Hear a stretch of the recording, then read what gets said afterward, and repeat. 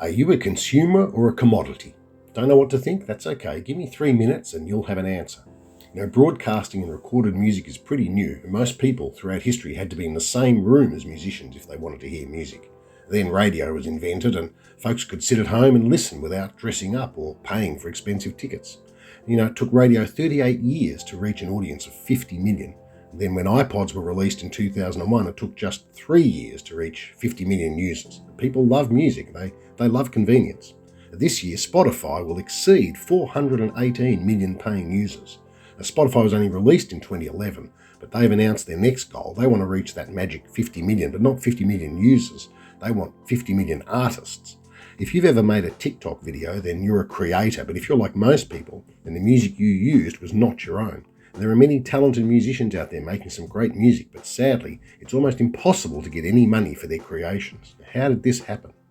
When they figured out how to store sound on a wax cylinder, some business-minded people saw the public would happily pay to own music they could enjoy at home anytime they liked. And when they realised a flat pancake was easier to stack and ship all over the world, the record industry became big business. Songs were a commodity, like shoes. Make them and folks would buy them. Cassette tapes, CDs, iPods, they all did one thing.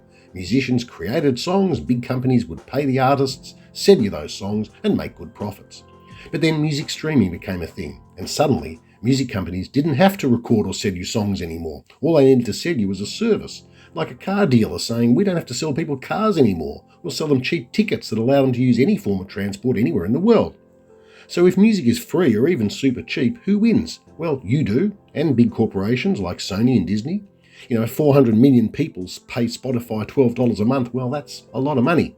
You get access to millions of songs, everybody wins, right? Except the musicians. Want to know how much a musician gets paid by Spotify?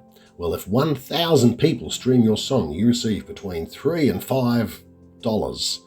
Get up to an amazing 10,000 streams and you're looking at a whopping $50. At the same time, Spotify's tracking your listening and sending you to more songs that sound the same, and they want to keep you listening. They measure your attention minutes, and they want to know where to spend their money to keep you listening, because Spotify are selling you. Yep, you're the commodity.